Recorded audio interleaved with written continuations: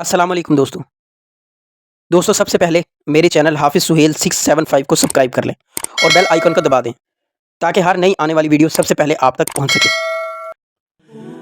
مولانا حسین احمد مدنی، آپ کا اصل نام حسین احمد تھا۔ آپ کی ولادت کا تاریخی نام چراغ محمد تھا۔ آپ اسیر مالٹا، شیخ الہند مولانا محمود الحسن کے جانشین تھے۔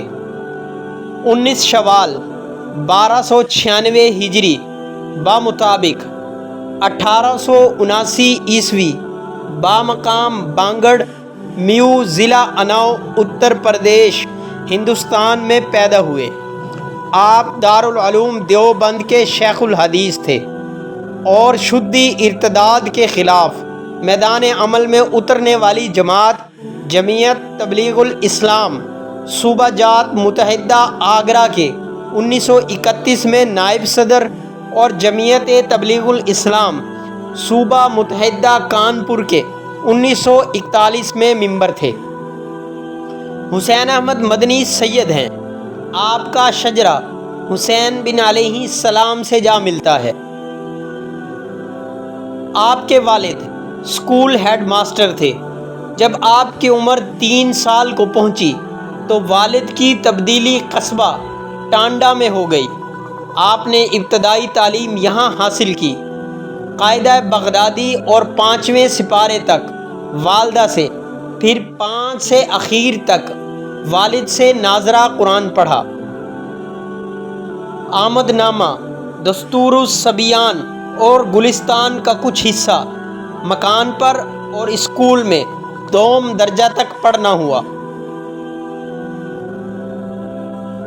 علوم کی تکمیل کے بعد آپ نے مدینہ منورہ میں درس و تدریس کا سلسلہ شروع کر دیا۔ شوال 1318 ہجری تک آپ کا درس امتیازی مگر ابتدائی پیمانے پر رہا۔ 1318 ہجری میں ہندوستان واپس آئے۔ ماہ محرم 1320 ہجری واپس دوبارہ مدینہ حاضر ہو گئے۔ اس کے بعد آپ کا حلقہ درس بہت وسیع ہو گیا۔ آپ کے گرد طلباء کا جمع غفیر جمع ہو گیا۔ اس وقت آپ کی عمر 24 سال تھی۔ آپ کے حلقہ درس میں اس قدر توسیع ہوئی کہ مشرق وسطیٰ، افریقہ، چین، مشرقی ہند تک کے طالب علم آپ کی طرف کھینچے چلے آئے اور آپ کے زیر درس و درسیات ہند کے علاوہ مدینہ منورہ، مصر، استنبول کی کتابیں پڑھتے رہے۔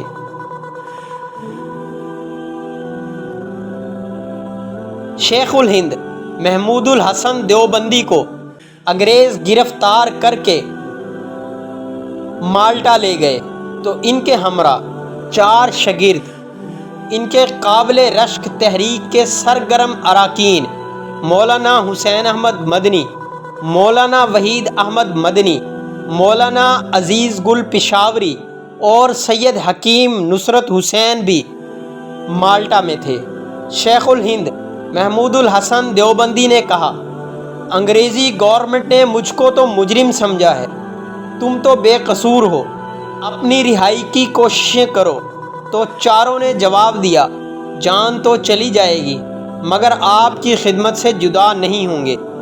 حسین احمد مدنی نے جب مدینہ طیبہ سے روانہ ہوئے تو پورا خاندان اور بسا بسایا گھر چھوڑ کر نکلے تھے۔ سفر صرف 2-4 دنوں کا تھا مگر تقدیر میں طویل لکھا تھا۔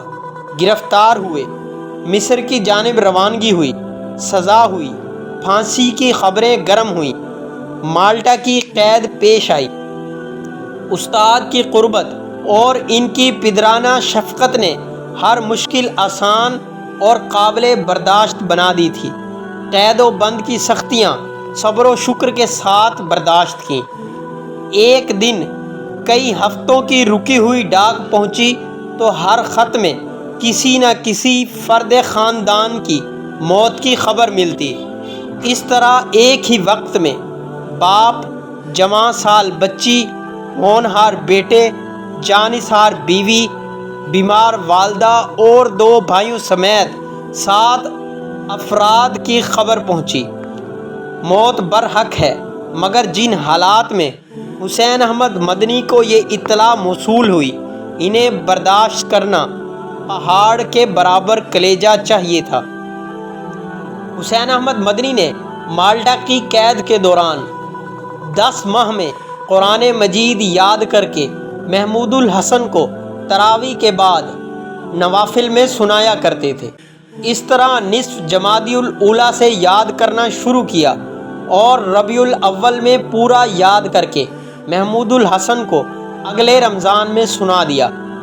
اس دوران میں والد کی وفات اور دیگر کنبہ کی موت کی خبر نے بہت گہرا صدمہ اور دکھ پہنچایا۔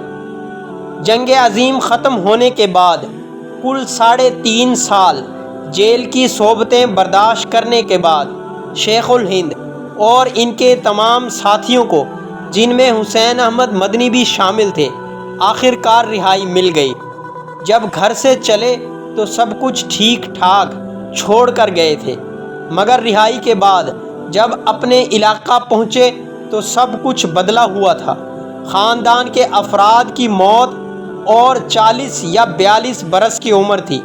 صدمے پہ صدمہ، خاندان تھا نہ گھر تھا، لیکن اس کے باوجود رب کریم کے سامنے شکر ادا کیا۔ 13 جمادی الاول بمطابق 5 دسمبر 1957 بروز جمعرات بوقت دوپہر بمقام دیوبند، بھارت میں انتقال ہوا۔ تاخیر سے بچنے کے لیے 12:30 بجے محمد طیب قاسمی کی اماں پر محمد زکریا دہلوی نے نماز جنازہ پڑھائی۔